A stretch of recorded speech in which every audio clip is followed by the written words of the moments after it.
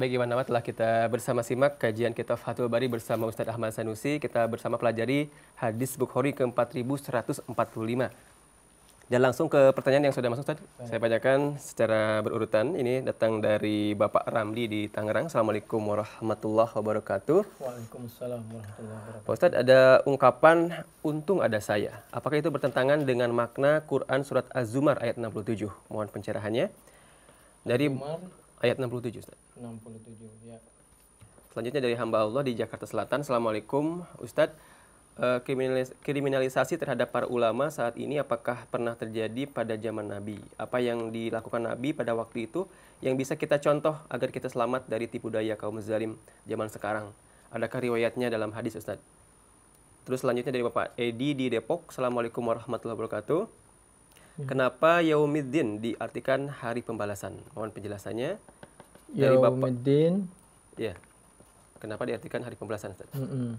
Dari Bapak Zulkifli selanjutnya dari Pondok Melati. Assalamualaikum warahmatullahi wabarakatuh. Ustaz, mohon dijelaskan tentang nisfu Sa'ban karena ada yang menganjurkan dan ada juga yang tidak menganjurkannya. Bismillahirrahmanirrahim. Masalah kalau untung ada saya, apakah bertentangan dengan Az-Zumar? Oh tidak. Karena begini, wa ma qadarullah haqqa qadrih. Mereka itu tidak menyembah kepada Allah sebenar-benarnya. Ma arafuhu aw ma azzamuhu. Wal ardu jami'an qabdatuhu yawmal qiyamah was samawat matwiyatum biyaminih subhanahu wa ta'ala amma yusyrikun. Itu sebenarnya menerangkan tentang kekuasaan Allah. Langit, bumi, itu semua berada di dalam kekuasaan Allah. Kalau hubungannya dengan qada dan qadar, itu ada hubungannya, tapi namun demikian Allah tetap menganjurkan supaya kita berusaha. Nabi mencontohkan kita berusaha. Ketika Nabi diserang, Nabi membuat Khandaq. Ketika Nabi hendak dibunuh, Nabi pun disuruh hijrah, pindah ke Madinah. Kalau orang yang munafik bahasanya dia kabur. Kalau ada temannya, ulama yang ke Mekah, dia bilang kabur katanya. Oh berarti Anda ngomong Nabi kabur. Dia bukan hijrah. Berarti Anda itu berani ngomong Muhammad itu kabur dari Mekah ke Madinah. Itu hati-hati kalau bicara, jangan karena kebencian kepada orang-orang tertentu sehingga kita bicara yang tidak baik kepada salah satu ulama. Padahal hijrah itu perintah dari Allah Subhanahu wa taala. Daripada Nabi meninggal, sahabatnya meninggal, Islam tidak sampai kepada kita. Jadi kita pindah dulu, setelah kuat, maka situasi memungkinkan balik lagi ke Indonesia, balik lagi ke Mekah. Lalu bagaimana perintah terjadi ulama kriminalisasi? Apakah terjadi di dalam hadis? Oh ya banyak, seperti yang tadi dibaca di dalam hadis Bukhari itu kan, di dalam hadis Bukhari, yaitu di dalam juz 5 itu, silahkan cek 2731, 2732, Fathul Bari juz 5 halaman 412 sampai 443. Lalu pertanyaan berikutnya, kenapa Yaumiddin dibilang diterjemahkan hari pembalasan? Ya karena memang agama itu penuh dengan peraturan. Ketika Anda sudah diberi kesempatan untuk hidup, memperbaiki diri, mendekatkan diri kepada Allah, dekat kepada hablum minallah, hablum minan nas, Rabbana atina fid dunya hasanah wa fil akhirati hasanah, dan hindari apa saja yang membuat kita tergelincir ke neraka. Wa qina adzabannar, sudah diberi kesempatan kok masih belum bertobat, maka tibalah yaitu Maliki Yaumiddin, di hari akhir maka terjadilah pembalasan. Kalau tidak ada pembalasan, maka berarti Allah tidak adil, karena di dunia ini banyak hukum yang tidak adil. Supaya orang ini takut, ketika dia takut kepada Allah, kepada hari pembalasan, maka dia akan mengangkat orang yang lemah dan membuat stabil orang yang kuat. Yang pertanyaan yang lebih canggih lagi, kenapa din itu sebenarnya agama? Jadi agama itu ada aturan, ada hukum.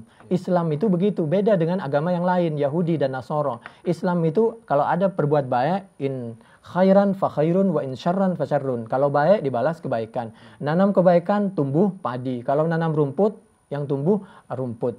Jadi kenapa kok Maliki Yaumiddin ini ditaruh di terakhir? Ini untuk menunjukkan bahwa Allah itu pertama Ar-Rahman, Ar-Rahim, Rabbil Alamin. Rabbi itu mendidik, mengayomi, mengawasi, menjaga, dan luar biasa, memberi rizki, membuat pinter, tenang, tentram. Ar-Rahman, Ar-Rahim, baru Maliki Yaumiddin. Maliki Yaumiddin itu terakhir.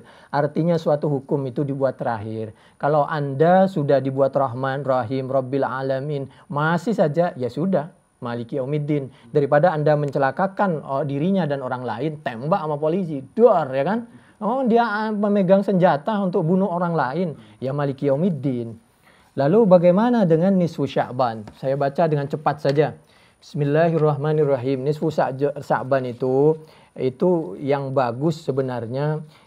Ulama sudah mencontohkan, laksanakan dengan sebaik-baiknya. Puasa nisfu Sya'ban ada. Yaumul Bid tanggal 15 ada. Puasa terus-menerus dicontohkan oleh Nabi. Bulan Sya'ban itu hampir penuh. Terus bahkan di luar bulan Sya'ban berpuasa terus-menerus selama 20 tahun lebih. Itu sahabat Abu Talhah itu. Jadi Abu Talhah itu beliau ini aslinya la yasumu ala ahdin nabiy sallallahu alaihi wasallam min ajlil ghazwi falamma qubidan nabiy sallallahu alaihi wasallam lam arahu muftiran illa yauma fitrin aw adha.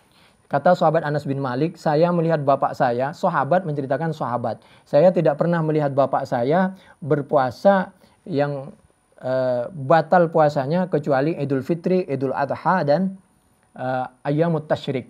Ini hadis Bukhari 2828. Hati-hati. Jadi jangan Anda bilang tidak ada dalilnya. Qul hatu burhanakum in kuntum shadiqin. Kita udah sampaikan dalilnya. Lalu bagaimana kok baca Al-Quran, baca Yasin, baca apa saja bagus, apalagi Yasin. Justru bulan Sya'ban, apalagi nisfu Sya'ban, itu hanya ngomong-ngomong atau WA, itu tidak benar. Yang benar baca Quran, seperti yang dicontohkan ulama di masjid-masjid. Kenapa? Al-Quran itu satu huruf adalah pahala. Bukan alif lam mim itu satu, alif lam mim itu sudah 3 huruf itu. Silahkan cek di dalam hadis itu diriwayatkan oleh sahabat Ibnu Mas'ud, yaitu di dalam At-Tirmidzi 2910. Jadi baca Al-Quran, ada airnya juga tadi ada di dalam hadis Bukhari ya. Kalau masalah air di dalam Bukhari kalau ada air itu 2731, 2732 sudah tadi. Lalu bagaimana dengan hadis Bukhari? Silahkan cek di dalam hadis Bukhari, yaitu 1972, 1973, 1969, 1970, Fathul Bari juz 4 halaman 267, 270. Wa kana yasumu sya'bana kullah. Yasumu syahran aktsara min sya'ban dan seterusnya. Jadi dzalika syahrun yaufulun nas wa huwa syahrun turfa'u fihi al-a'mal. Jadi yaufulun nasu anhu baina Rajab wa Ramadan wa huwa syahrun turfa'u fihi al-a'mal ila rabbil alamin fahibbu ay yurfa' amali wa ana sha'im. Jadi wa an Aisyah qala sallallahu alaihi wasallam innallaha yaktubu kulla nafsin mayyitatin tilka sanati fa uhibbu ay ya'tiyani ajali wa ana sha'im. Saya kepingin di saat orang lalai saya berpuasa.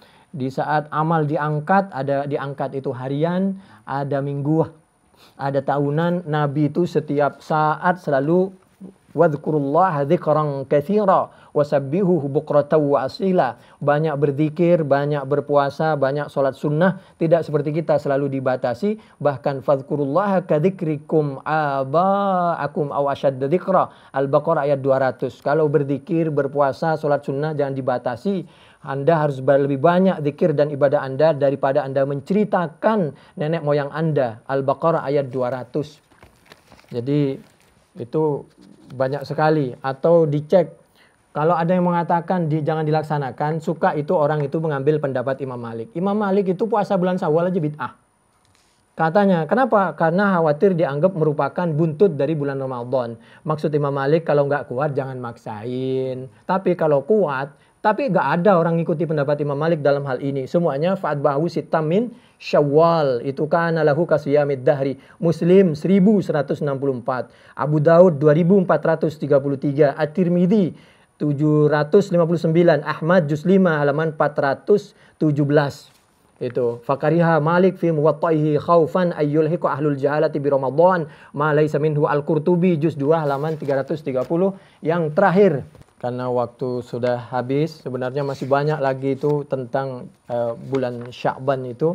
Bagaimana kalau tidak dicontohkan Nabi? Kalau tidak dicontohkan Nabi, jangan bilang itu tidak sunnah.